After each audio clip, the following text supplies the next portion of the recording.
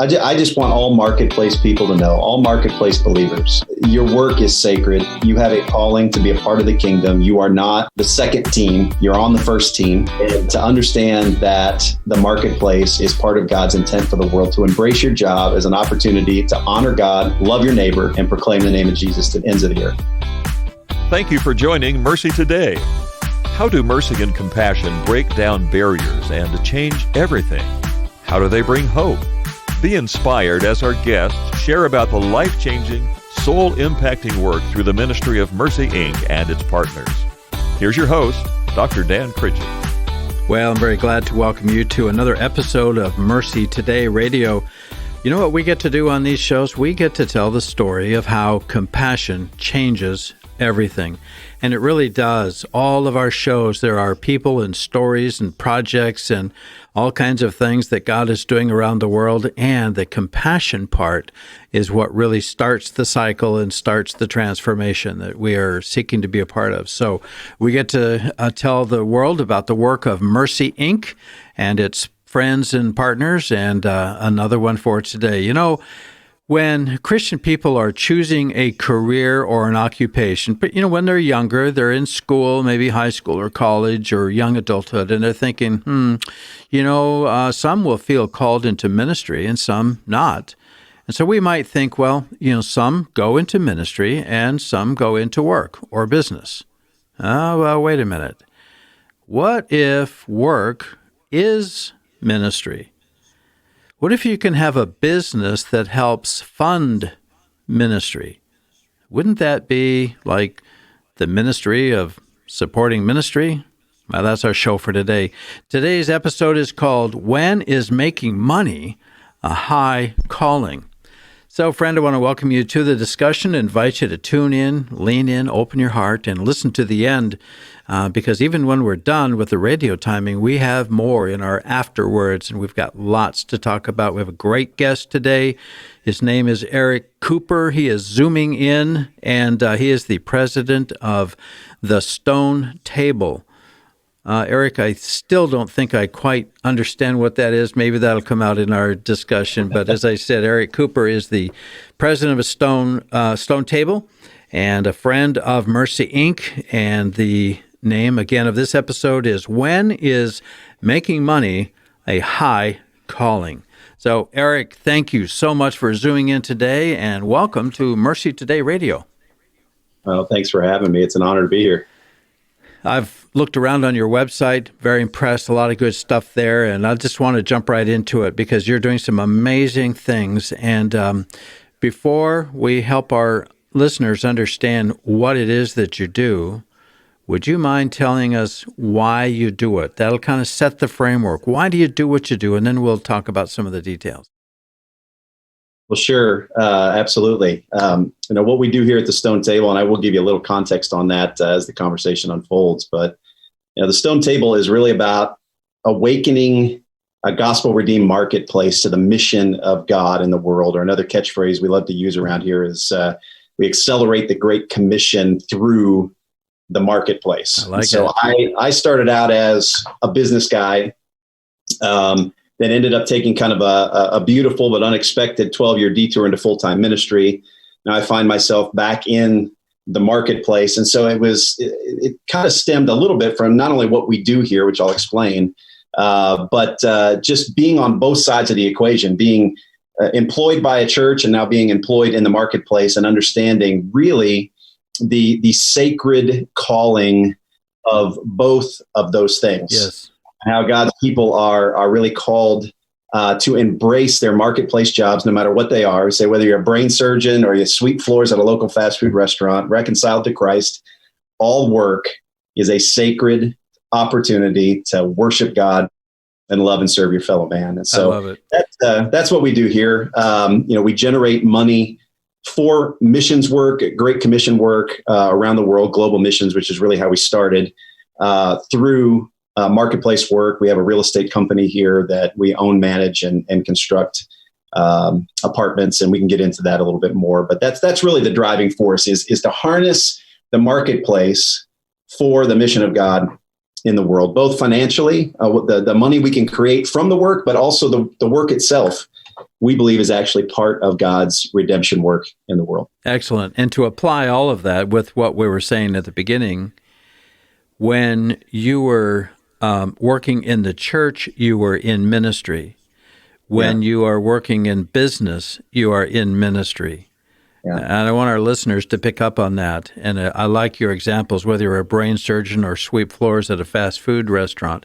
Whatever it is you do to the glory of God. And I like your reference. If you are a redeemed child of God, you are in ministry. God has a calling. He has a plan and a purpose, whatever, wherever, and with whomever you're doing it. And that's not only a challenge for me to think, oh man, I gotta think about that when I go to work Monday. You know what I mean? How am I behaving? How am I performing? How am I doing? Because I'm not just sitting in a chair at the office. I'm in ministry. So anyway, I'm a preacher, so I can get off on just about anything. So I got a little bit of that in me too, Dan. No, yes.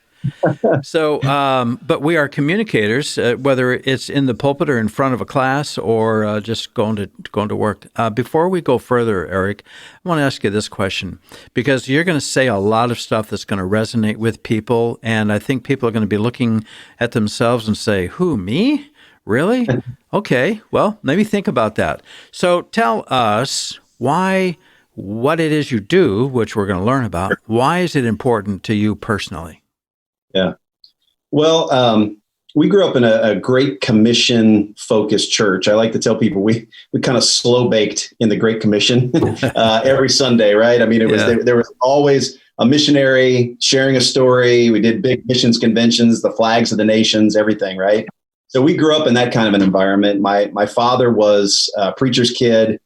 My grandfather pastored little churches all up and down the East Coast. And so my dad tells stories of, having to give up his bed for missionaries that were traveling through town. And so we just kind of slow baked in that. It was just part of who we are. And so my dad ended up feeling not a call to full-time ministry, but a call to the marketplace. And so he embraced really business in that way and in that context. And so that really, him showing me that you could engage and embrace ministry through the marketplace is really a huge part of that inspiration, for me. Yeah. So, yeah. And I want to take it another step further. So, when you generate funds and make those available to mission and ministry organizations, and lives are changed.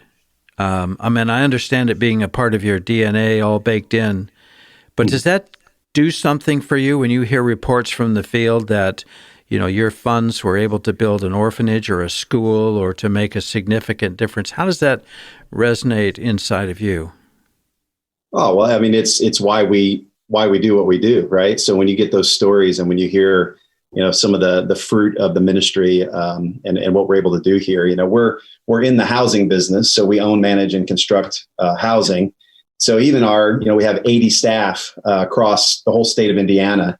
We tell people when you fix plumbing, when you repair a hole in the drywall, when you help somebody fill out a lease application and move into the apartments, like you're literally touching the ends of the earth with what you do. And that resonates, I think, with people, whether they're believers in Jesus or not. Yeah.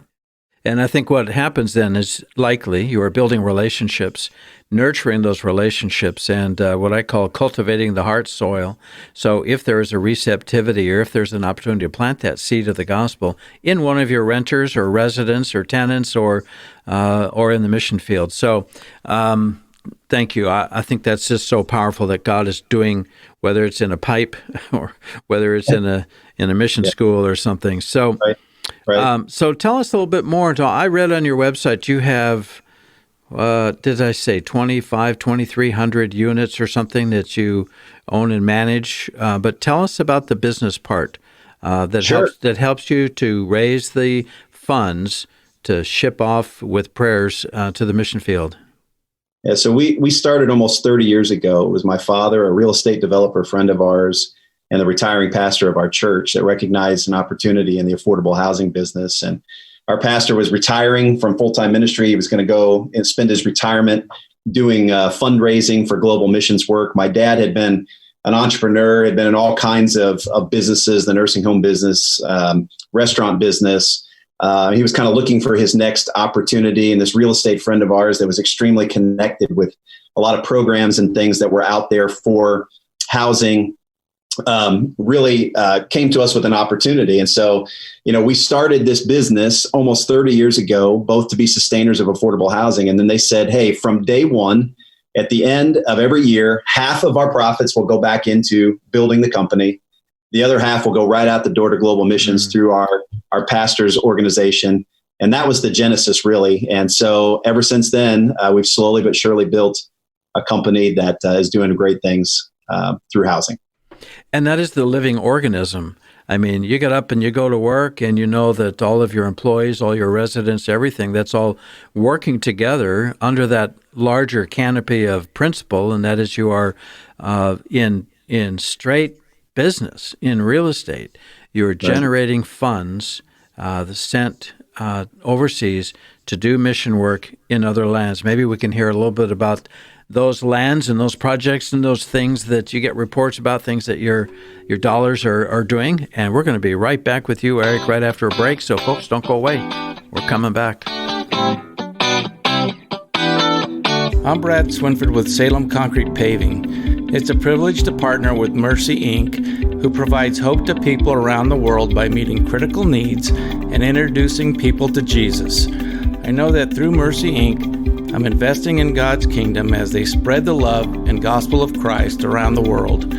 So please join me in supporting Mercy Inc. and Mercy Today Radio by praying or going to their website at MercyToday.global. Thank you. Here is Mercy Inc. Executive Director Doug Hoffman with another Mercy Minute. It's been a pleasure really working with Mercy over the years as we look at making a difference in people's lives. We want to be like Jesus was, being as the hands and feet of Jesus. And he fed people. He cared for people. Well, he healed people. He provided water for them, living water for them. That is what Mercy Inc. is trying to do across the world. As you listen to Mercy Today, the radio broadcast, in particular, you're going to hear life-changing stories of people that have impacted the people around the world. And that is for eternity, not just short term. It's not just having their belly full for one meal. It's about a life-changing experience for eternity. Now's the time to become a part of something greater in our community. You and your organization can partner with Mercy Today and change the lives of thousands around the world. Our team of business professionals can also come alongside you and help you grow your organization to maximize your impact.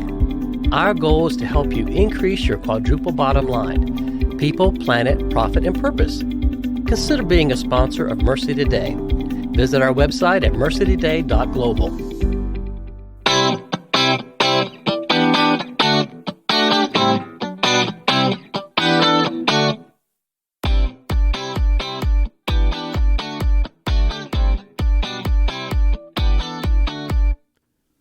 Welcome back. We are talking with Erik Cooper. He is the president of the Stone Table. And we're exploring that and trying to understand what the Stone Table is all about.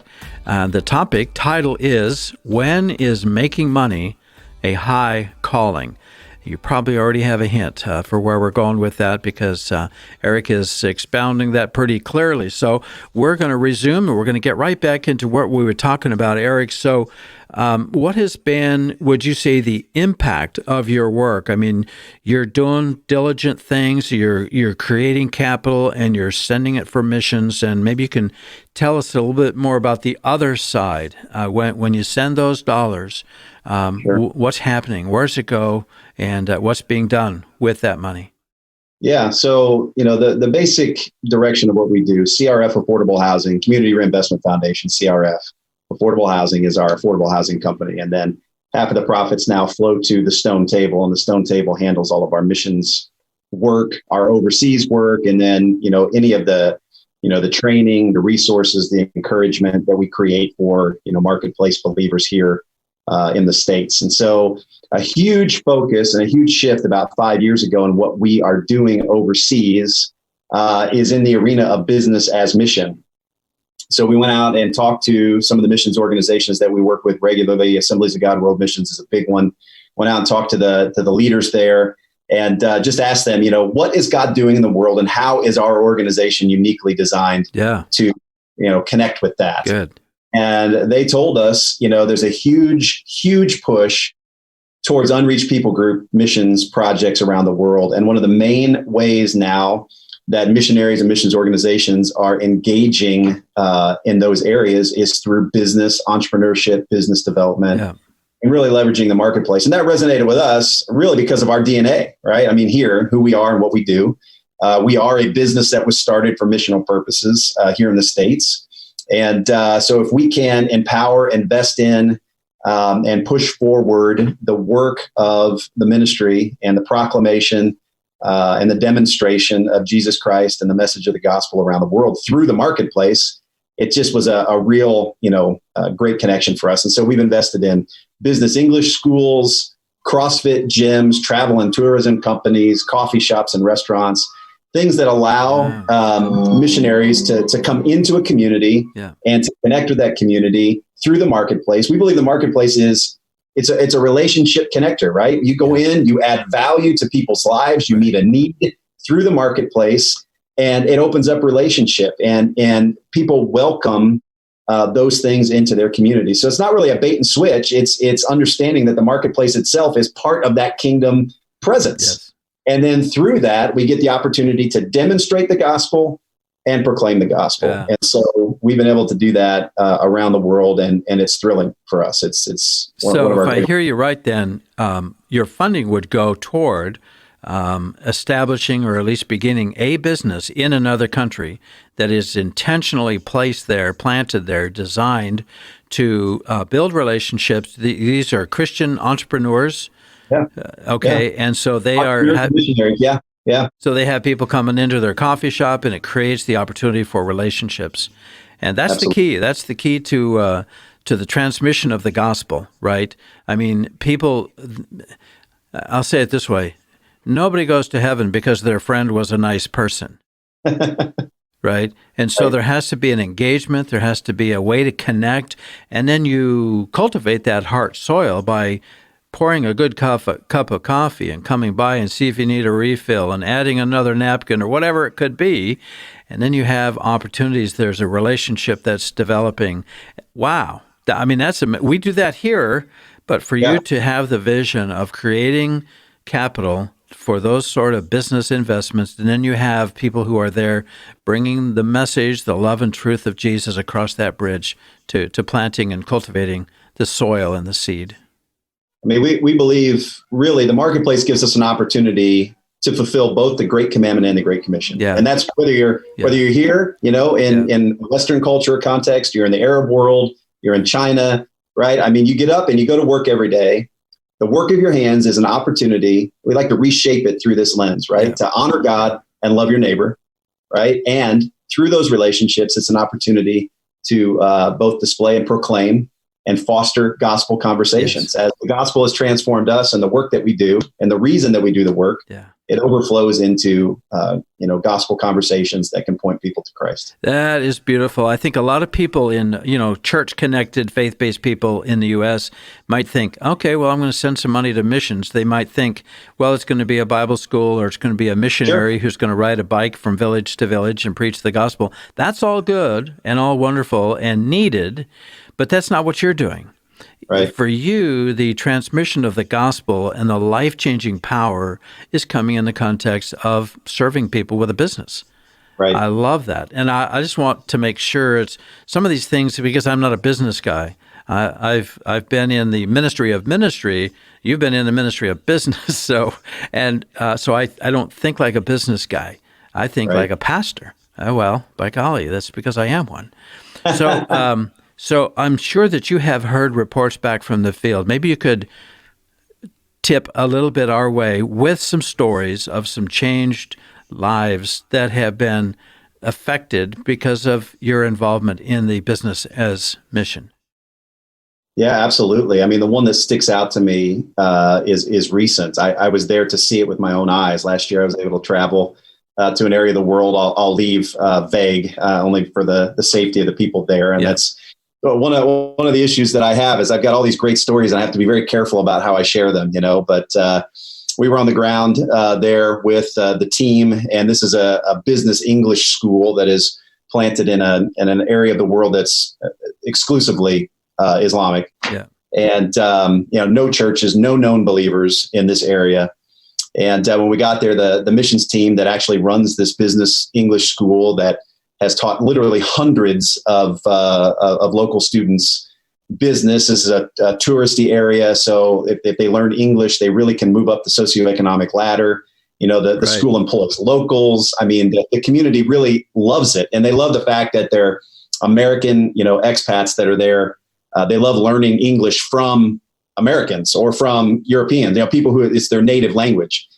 So we were there, and the team said, we got something really special for you. And that night they took us down to the ocean, and one of the students was baptized. It was the first known convert for the first church in this particular area. Wow. And it was the result of a business. It was a business plant, right? The church was planted through a local business, and we got to celebrate it that night. In fact, you may even be able to see it up behind me here. I think it's right there if you're on the video. It was the picture of the man coming up out of the water. Yeah. We wept with them and celebrated with them, and it was quite overwhelming. So, we have stories like that. We're also hearing, in Asia, we have areas that are completely inaccessible to Christian missionaries. Right. But because of coffee shops or restaurants, the restaurant owners are allowed to now go up into these remote villages where they can harvest their supplies and their coffee beans, and the business transaction opens up access that traditional missionary methodology would never be able to open up. And so it's a beautiful mechanism. I mean, it's a huge part of what we do here. It's not exclusively what we do, but those are the kinds of stories that we see happening through the marketplace. And I think we just need to help believers, whether they're here or overseas, understand that the marketplace is part of God's missional intent for the world. He created work. Work was created before the fall. Work was God's idea. Sin has marred it, but we need to re-embrace this as believers and understand, whether it's here in the States or to the ends of the earth, the marketplace is part of God's missional mechanism in the world today. Very well said. I'm imagining that you're on the plane flight home from some of these exploration trips, and you're saying, you know what, we're doing the right thing. Let's go do it some more, right? Yeah. And because you're blessed to see the fruit and the results, and I'm sure that you cannot see it all. And so there's a whole lot more. What you visualize maybe, or what you can actually see, might just be the tip of a very big iceberg that you have the privilege of being a part of. God bless you. So, Erik, we're going to have to wind down the radio portion here for our listeners who are listening on air real time. We're going to come to a close, but I do want you to go to MercyToday.global, because Erik and I are going to chat a little bit longer, and I want him to tell us about the word collapse. And that might sound like bad news, but it is really good news. I watched a video, Erik, for New Year, and he's quoting a pastor, makes a beautiful application of it. So listen for the word collapse on the afterwards.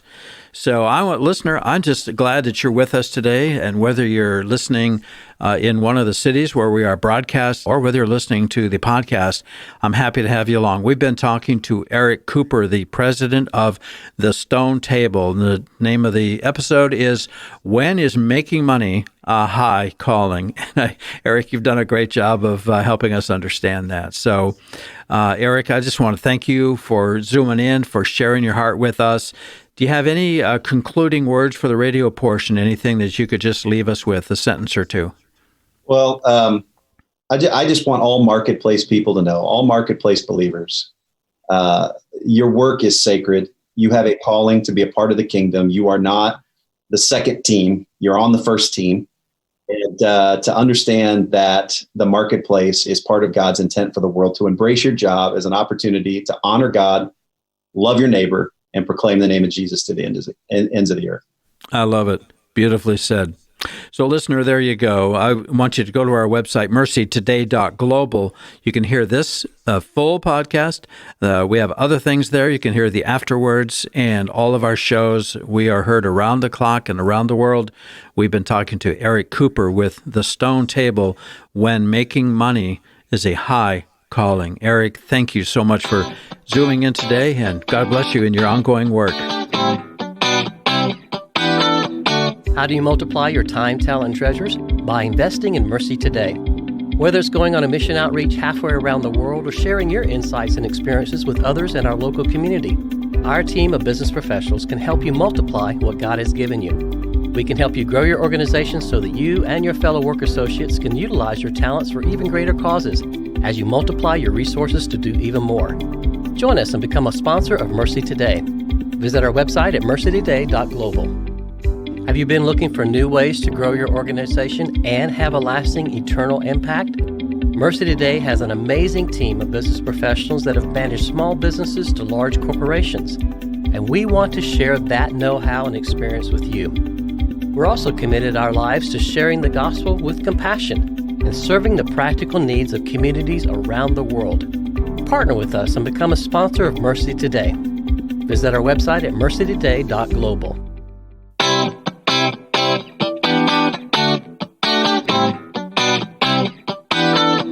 This is Doug Hoffman, Executive Director for Mercy, Inc. Just thanking you for listening to MercyToday.global.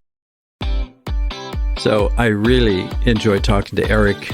He's coming from Indiana, but his reach by God's design and enabling is literally around the world. And if you have questions about today's topic or want to get in touch with the Stone Table or Erik himself, go to our website. Use that as your conduit. We consider that a funnel.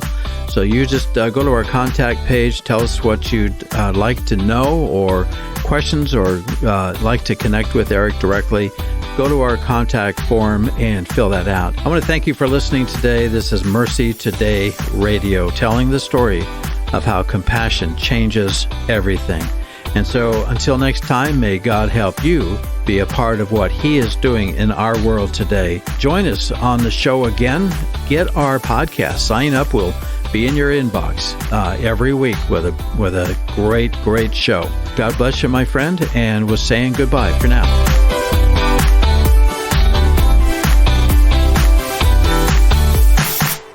I'm just really delighted that we're able to go to multiple countries and continents around the world. And as we bring these stories of what God is doing, and He is up to something, I'm guessing that most listeners, if you're a middle-class American, just getting up, going to work, getting up Sunday, going to church, you probably have no idea of all the things that God is doing around the world, using His servants in business and in ministry. And we switch those and combine them because business is ministry.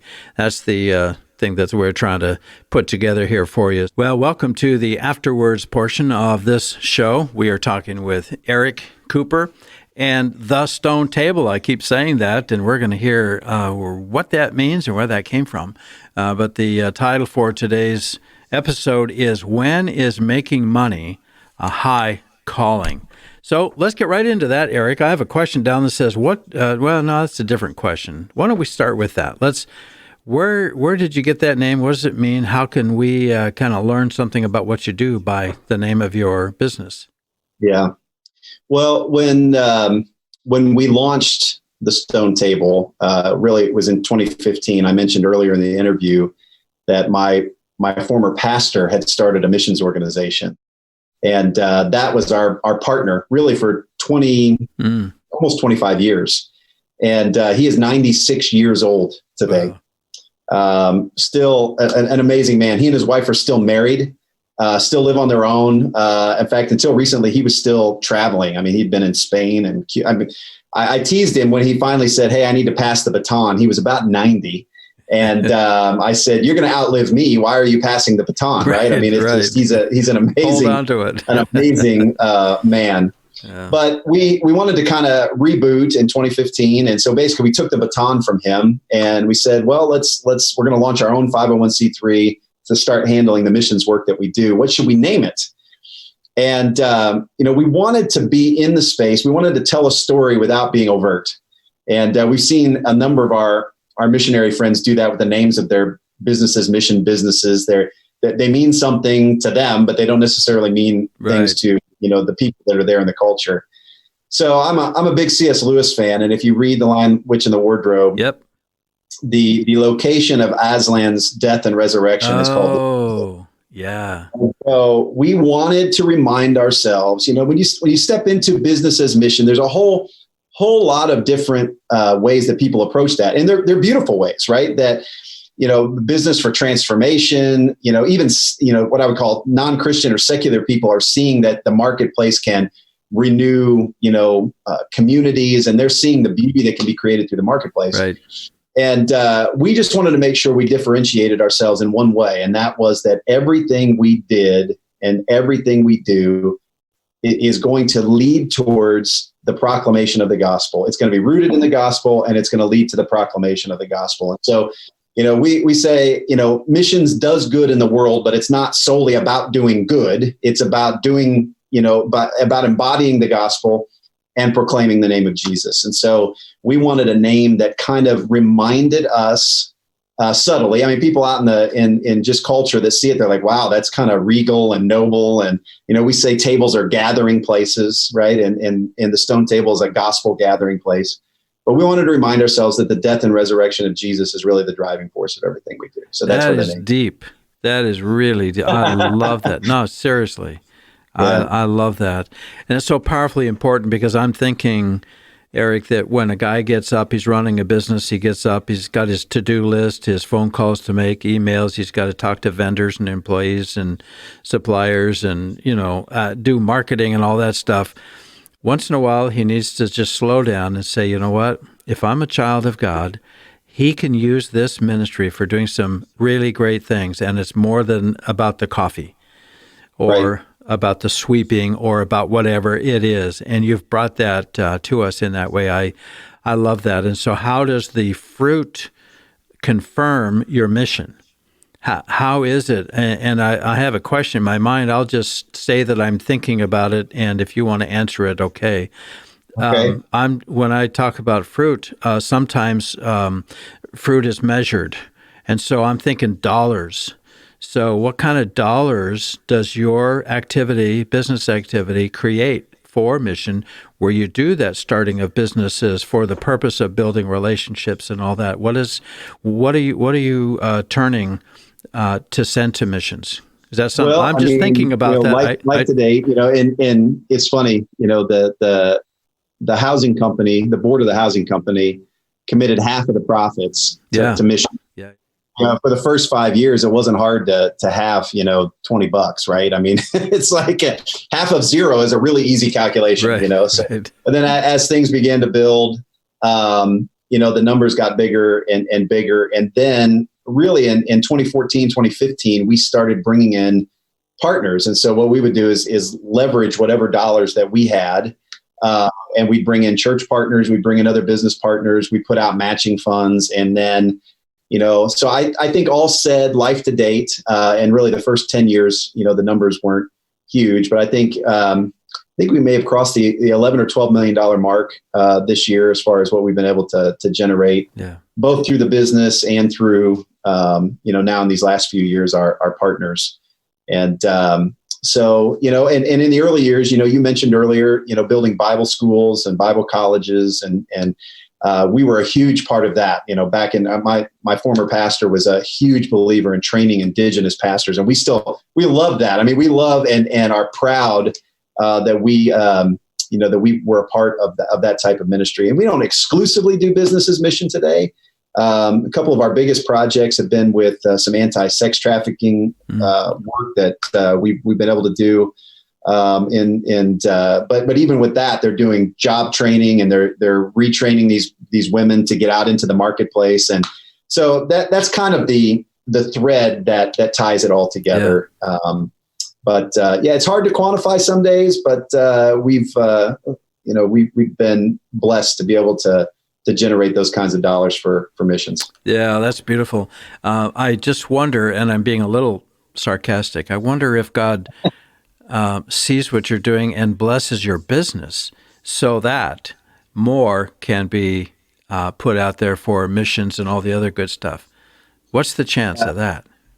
Well, I hope I'm counting on it, Exactly. Because I'm not that bright. I'll just tell you, as I take the baton and Right. take this into the next generation, Yeah. if God's not walking alongside of us here, I don't want to go. And we've had some dark nights of the soul. I don't want to just paint a beautiful picture like this is just hey, well, you do it for God and you never struggle and you never suffer. Right. I don't think even Scripture shows us a different picture Exactly. than that, right? Yep. And even recently, kind of a long story, but even coronavirus, what's happened this year with COVID, we were right in the lease up of a brand new assisted living facility, and it just completely shut things down.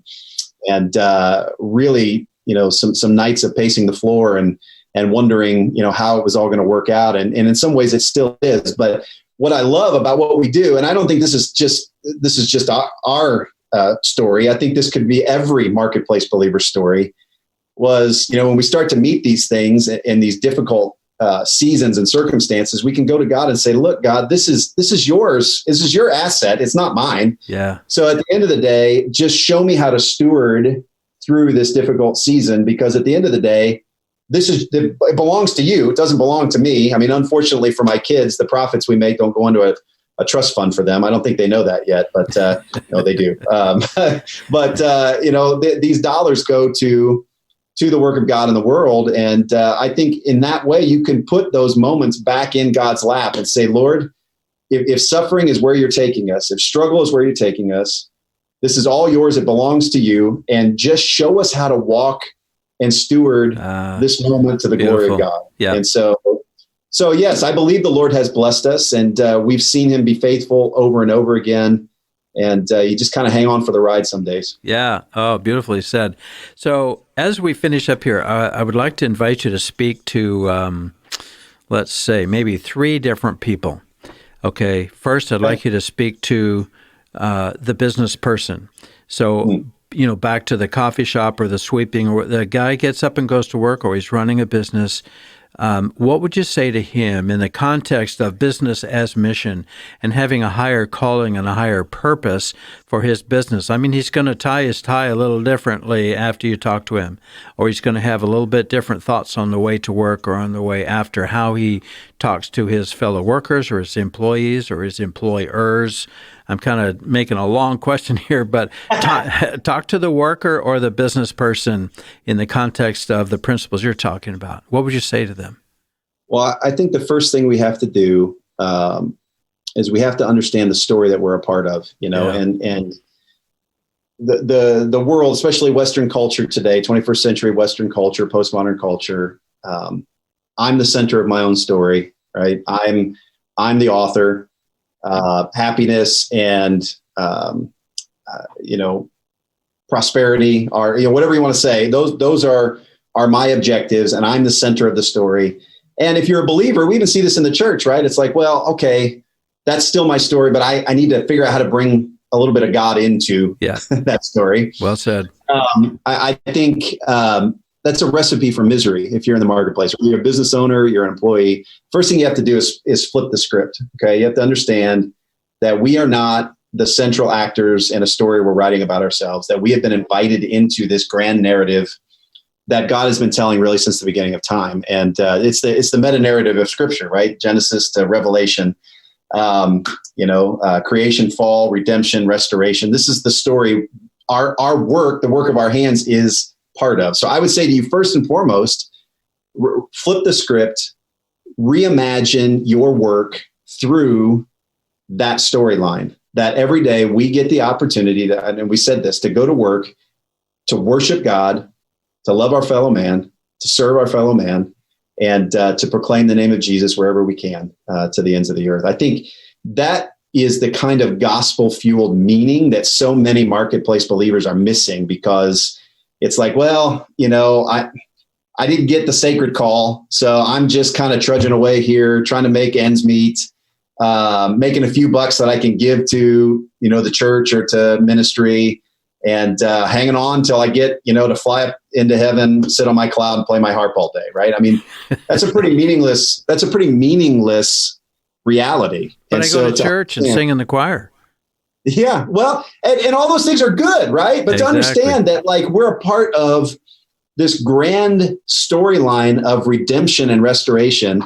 And we get a chance to reach into that future kingdom and pull a little bit of it back into the present through the work of our hands. And that gives eternal meaning to even some of the most menial tasks. I wish I would have understood this in some of my early marketplace jobs, because I struggled, I struggled with meaning. And I think a lot of people do. Beautifully said. Thank you. Next person I'd like you to talk to is the pastor. So he's got 50 people or 500 people. He can have an amazing impact and an influence in this whole thing that you're talking about.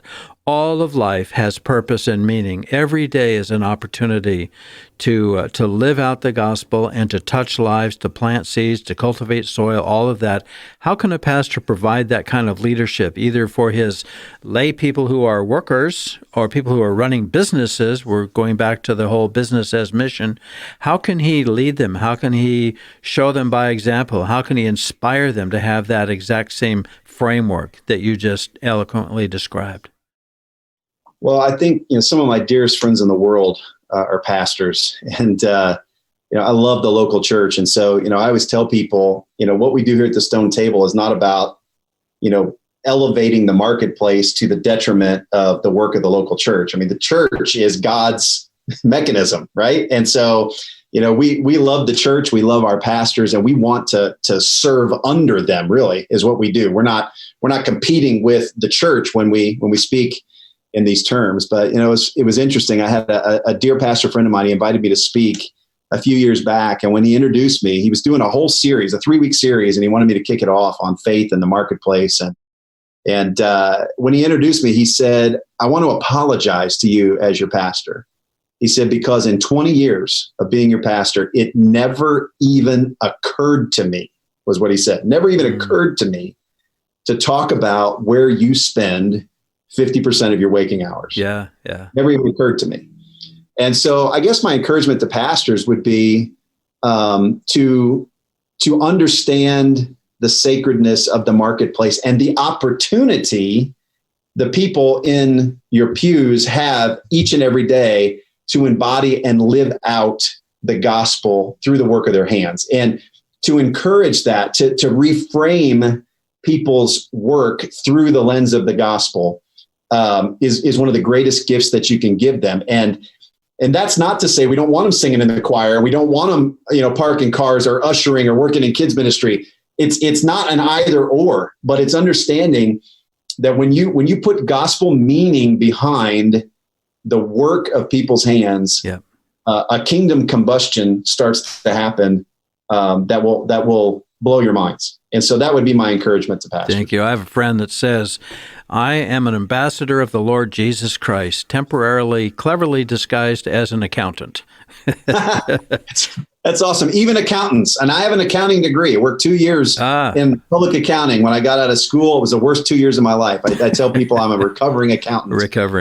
But you're right, though. I mean, I think if I would have had a different perspective in those early years, it would have reframed the way I saw my work every day. Yeah. Okay, one last person for you to talk to. Talk to the parent. You got young kids at home, you got high schoolers, you got college, my kids are adults, but talk to the parent about the things that you're bringing forth for us today. Yeah, that's interesting, because I think about this with my own kids. I have a 22-year-old, a 19-year-old, and a 15-year-old. And, I want to shape this well for them. And so I guess I would just encourage parents to help your kids begin to think about their lives within the context of a greater story. Our social media, my kids love TikTok and Instagram and all of these things. And they're they're being catechized by the world in essence. Yep. And this is one of the things that terrifies me. You know, I lay awake at night, and I've told my kids, I said, you know, I can't shelter you from this, but I have to teach you how to live in the midst of it. Right. And so I think, for parents, I would just encourage you to help your kids understand that there is a greater story than the one the world is telling. There's a greater story than your happiness being the ultimate achievement in this world. Amen. The question we should be asking our kids is, how do we reframe our futures within the context of God's great story? That is a challenge, isn't it, in the midst of our culture? They are being catechized. That's kind of a preacher's word, a church word, but it's exactly right. They are being trained. They're being taught. They're being shaped and formed. We have to get in the way there. We have to get in the middle of that and be proactive. All right, Erik, we have gone on a ways, and our listeners have been just glued to their phone or their computer speaker or their car, whatever. Here's the last thing. When I watched that video and you were quoting the pastor about the word collapse, that's all I'm going to say because you say it so well. Let's close with that. Tell us about the collapse story. Well, in fairness, it was Pastor Jack Miller who passed away back in the 90s. He was a Presbyterian pastor that I love some of his devotionals, but he said it so well. He said, you know, as we come into New Year's, right, we always think about, you know, resolutions, things we want to change, things we want to do better. And he said, my only resolution every year is to collapse more fully on Christ. I trust in Jesus' resolve, not my own. And that is a phrase that I have carried forward. And I love that word. You said collapse. I mean, it's a great image, right? Of just realizing that nothing we do in and of ourselves is going to be enough. And so when we collapse on Christ, that's in our weakness, that's actually where our strength is rooted. And our dependence on him, the smartest, wisest, strongest thing you could do as a believer is to collapse more fully on Jesus this year and watch the fruit that grows up out of our lives. Beautiful. When we stop striving and start trusting. Yeah. Beautifully said. That takes me to Paul kind of wrapping up his ministry and talking about how he, the old word is entreated or asked or begged the Lord to take this thorn of the flesh away. And so he probably said, well, God, I could serve you much better if you would take this thing away. If you would just heal me or take that away, I could be stronger and I could serve you better and more fruit for the kingdom. And Jesus says, when you are weak, then I am strong. And you want to be strong in my strength and not your own. That's collapsing. That's surrender. That's like giving it all up. Say, I got nothing. I got nothing except, Lord, what you provide and how you will work in and through that. So we're going to collapse this show. What do you think? Thank you, Erik. This has been fantastic. And I'm getting thumbs up in the studio here. Everybody loves it. Next time I come to Greenwood, I'm going to look you up and have one of those cups of coffee or something. Please do. Give me a call. Thanks, brother. God bless you.